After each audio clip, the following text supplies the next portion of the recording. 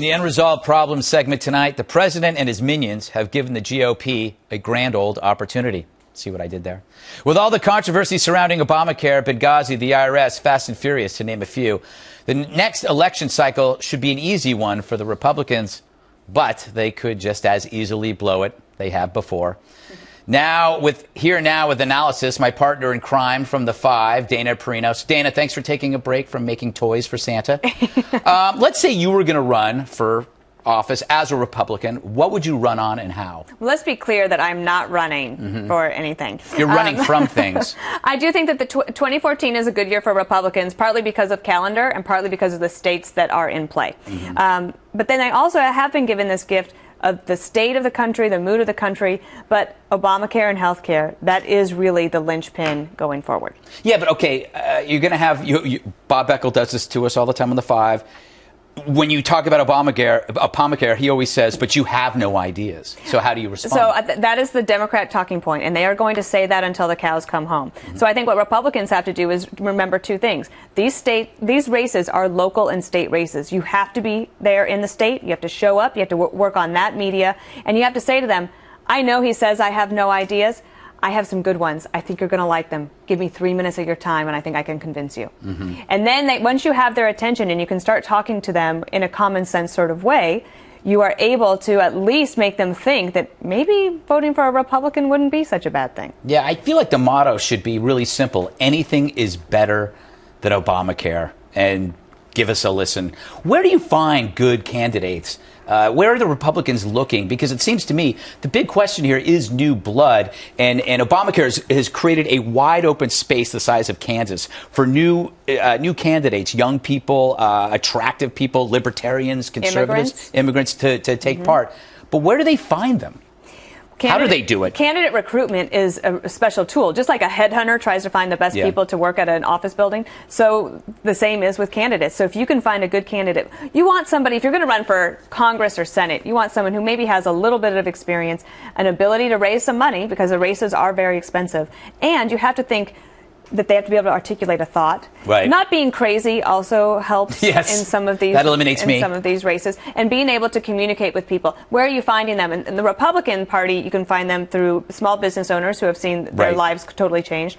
Also, returning military veterans, like Tom Cotton in Arkansas, who's going to try to run for Senate from the House, and he has a good chance of winning. Yeah, going to the small business piece.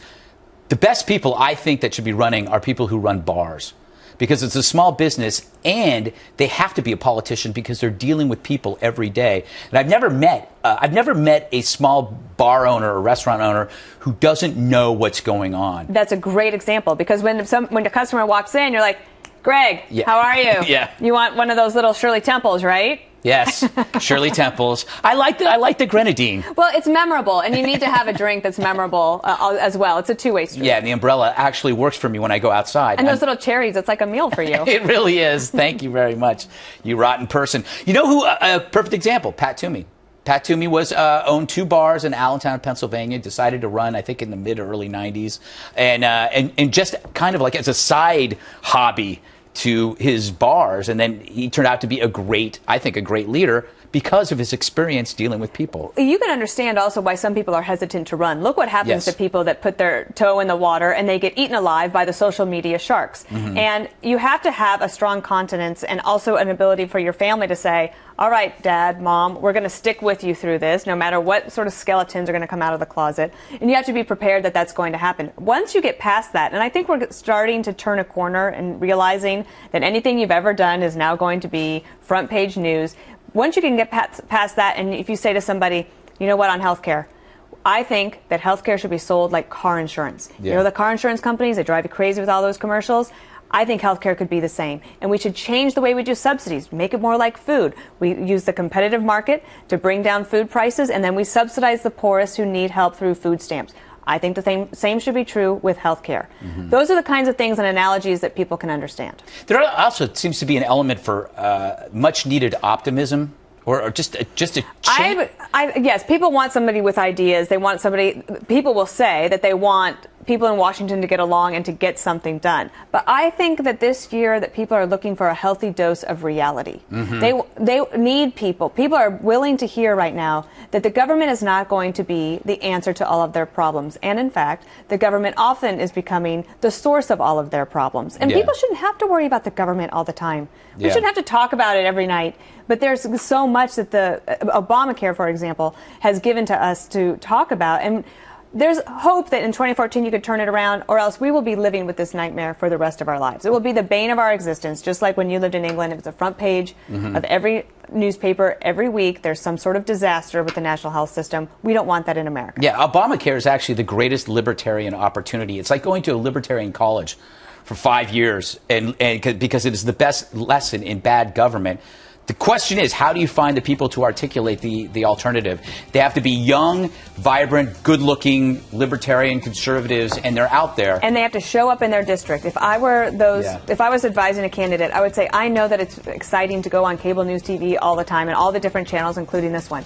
But you have to focus on the media in your district and also all the new ways to communicate. If you look at the demographics of Facebook and Twitter, all of those are trending so that it's all age groups now are getting their information that way. You don't just have to go to your local newspaper. There's lots of different ways to communicate. The most important thing to do is show up. Go to the meeting that nobody expected you to go to and try to explain Obamacare. And if there's going to be an ugly scene from town hall that ends up on YouTube, that's fine. Just accept it. Plus, you get free donuts. Thank you, Dana.